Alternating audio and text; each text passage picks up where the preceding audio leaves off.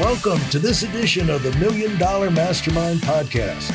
This is where we pick the brains of high achievers from all walks of life and get their hard-earned, real-world insights on winning.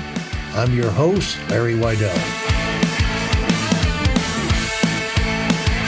The better we get at communication, the easier we make our lives. You know, that's one takeaway for us all to take from this. I'm talking to myself too.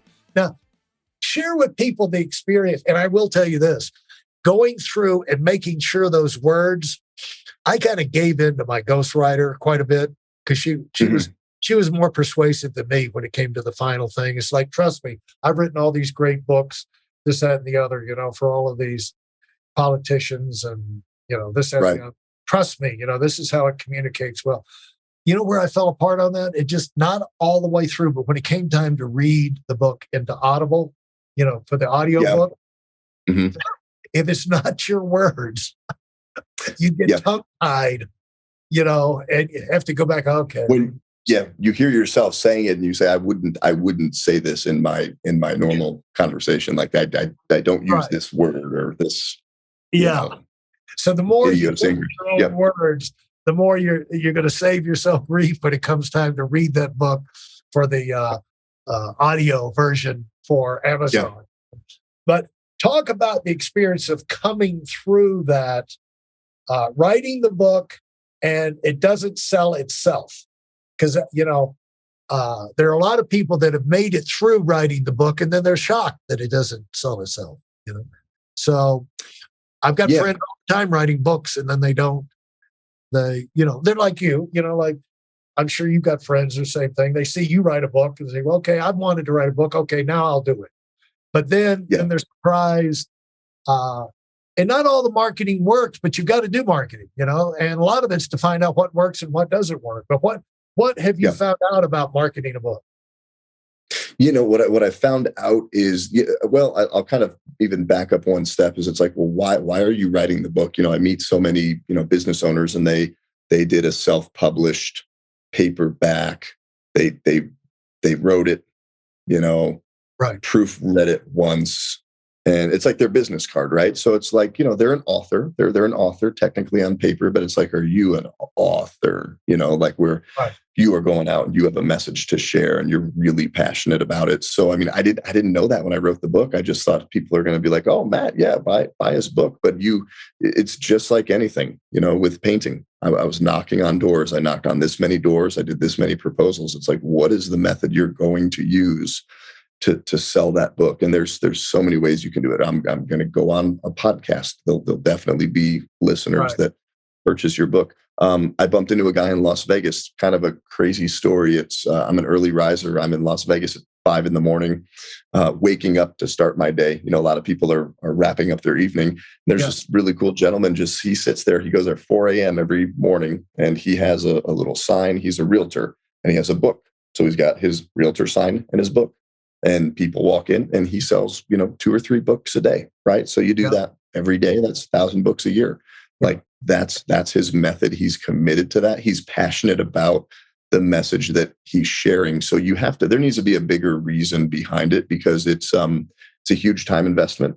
It's a huge financial investment, whether you're directly paying for these services to put the book together. You're also stepping away from whatever your earning potential is, and you've got to be committed, and you've got to look at it through a 10-year window. You know, but again, your method is your method. Yeah, and so talk about now what you've learned by speaking to other groups. You know, and basically, are you continuing to learn? You know, that's what how motivated are you compared to when you got started, as you know, you've gone, you know, your 5, 10, 15, 20 year stages along the journey being an entrepreneur. Has it been worth it? You know, can you imagine yourself doing anything else? How's your life? What kind of life have you been able to build for yourself? Yeah, so a lot of questions there. You know, I am definitely still motivated. I'd say more motivated. You know, in 2005, I'm fired. I need to make $2,800 in 28 days. and I know how to go do it knocking on doors. So back then, hey, I'm Matt, I want your money. Like, I'm not talking about purpose, vision, pouring into people, leadership, being vulnerable. I'm like, give me your money. Like it was, cog in a wheel, make the numbers work. And now, like, you have kids. Whoa, I'm responsible for teaching them lessons about life. And I have kids. Now I'm really seeing, some past, say, traumas or things that I went through in my childhood that I'm like seeing pass over to my kids. Well, I've got to deal with that. I've got to go on this journey of self-discovery and finding out that I can be a better person, and business is a vehicle to help me do that. So my motivation is it's stronger than it was, and it's for different reasons. But gosh, I could not imagine ever working for anybody ever again. After getting a taste of business, something I love, something I'm great at, and it's something that others need. And I really view everything as like, how do you go out and help people every day? How do you make their lives better? We own 6 companies technically here, and everyone's a little different. We have a jiu-jitsu academy. We sell an online drywall repair tool, and in different ways, we get to help people make their life better. That's the consistent theme. What is the hardest thing you've gone through? You talked about showing vulnerabilities and this and that. Would you say the hardest thing you had to go through? Because again, that's where, make or break type things, it can put you out of the game, or it can teach you lessons that you use the rest of your life. What was the most painful? Like, this is hard. Yeah. I think so personally, I grew up in a very just angry environment where I learned the anger emotion at a very young age. And I'm not saying that emotion can't get you places, right? Like when I got fired from the bank, it was F you, I'm going to go make $1 million. And then boom, like that drove me.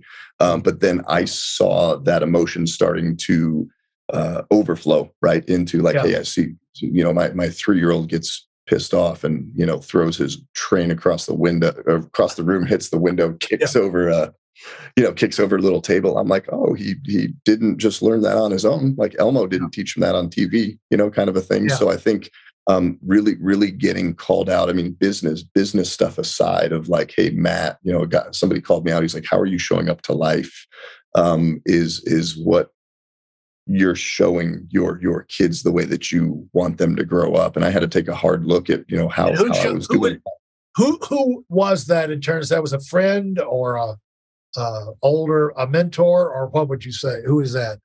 Yeah, it was a couple of different people. Yeah, a couple of different people in a couple of different ways. We were in a business mastermind group where we got together with other business owners, and the gentleman that was running it, he had a background in neuro-linguistic programming and NLP. Right. There's a lot of the programs and everything that you run, and I'm a pretty hard-headed dude, so I'd say 98% of the general population, and like you and I think we have kind of the same energies. Like not a lot of people are going to walk up to us and say, hey, Larry, man, I got a beef with you. Did you know you're being a real dick? And look you right in the face and say that, right? Like no one's going to say that. And this guy just came out and said it to me.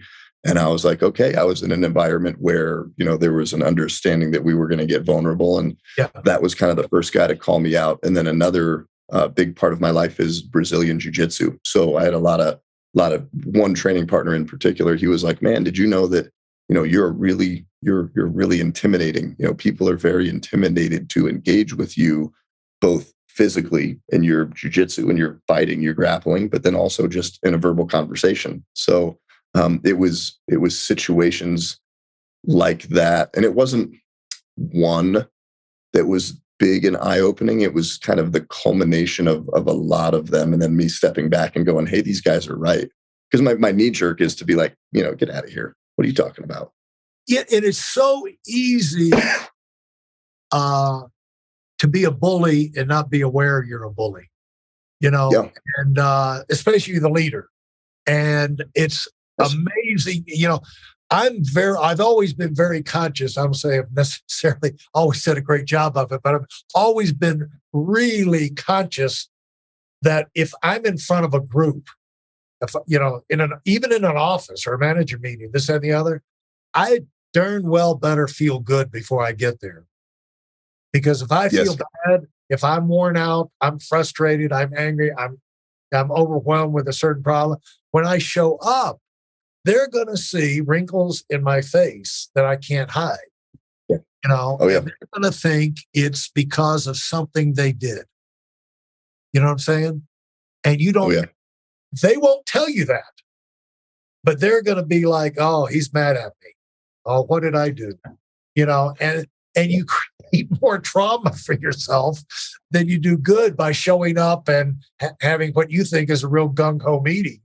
But when you wound up the body language sends a different signal. So you really have to, and this speaks to, and we'll wrap up on this, taking care of yourself as you get more pressures. You got 6 jobs, you got family, you've got responsibility, you got people calling you to, overcommitment's always a big thing, but there's overcommitment with things you really want to do. There's overcommitment with things you don't want to do. But the frustrating thing is when you get overcommitment of things you really want to do. You want to go speak there. You want to go meet these people. It's hard to say no when you love it. Yeah, it's hard to say no. You want to take your family over there and you want to start this new product line, and you want to, and so you're running ragged and you can get strung out. I mean, it can happen just like that, especially as a business person. It always seems like it's feast or famine in business, and so balancing that is something I bet you've had to learn. Yeah, absolutely. It's I joke like when I hear the word balance and time management, I go, like I'm never balanced, so I spent, if you would have talked to me 30 days ago, I wouldn't have been able to talk to you because I'm down in the book. I'm like, you know what, can't talk to you. I'm doing the manuscript. And now I'm enjoying that I don't have as much work right now. I'm taking a breather. I had a couple extra dates with my wife at lunch this week. So there's always a little ebb and flow, but I got really good. I felt like I got really good over the years at determining, okay, for this specific time period, what is important? What am I going to prioritize, plan, execute, and evaluate on in terms of, because you can't manage time. We all have the same amount, but it's like, here are the tasks I have at hand. Why am I doing them? Why are they important? But yeah, carving out time just for your own mental sanity and health, and being able to explore your story, where you've come from, where you're going, why you want to go there, has been really important for me. Yeah, and I really think you nailed it there. The answer to the balance thing, if you worry about balance, you'll always be paranoid. Am I in balance? But the thing is, it's more priorities.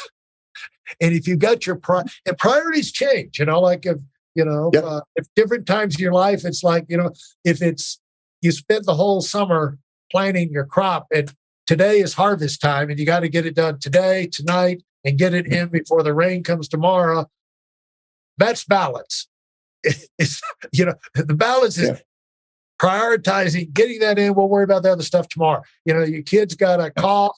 Okay, we'll go to the doctor tomorrow. Take some cough medicine. I got to get that hay in, and it's within reason. You know what I'm saying? But the thing is that it's more of a priority thing, and where you have, and isn't that the great thing about being your own business? What you really earn is the right to decide what your priorities are and to pursue those priorities.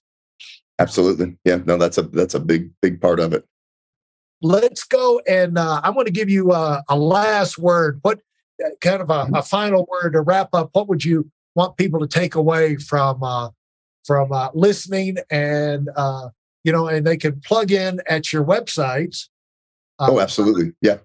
And we'll get all of those, have those listed out, but you could say them now. The books are the book that's already out is. Yeah. So the book that's already out, it's Become an Award-Winning Company. And then the book that's coming out is Painted Baby. And that should be out in January. But yeah, everything, you can find everything, about me, everything that I do and offer just on my website, mattshoup.com. I'm sure you'll link it up on your show. Right. Well, thanks for being on, and let's stay in touch and let's get back together down the road, and I'll hear how the book went and how your new adventures. By then you'll probably be up to 10 or 12 companies. See, I'll let you know. All right, let's stay in touch. Thanks so much, Matt. This has been great. Thanks, Larry. Take care, man. Bye. Nice to talk to you. Bye-bye. Thanks for listening to the Million Dollar Mastermind. If you felt there were any valuable takeaways from this episode, please take a minute and leave us a 5-star review.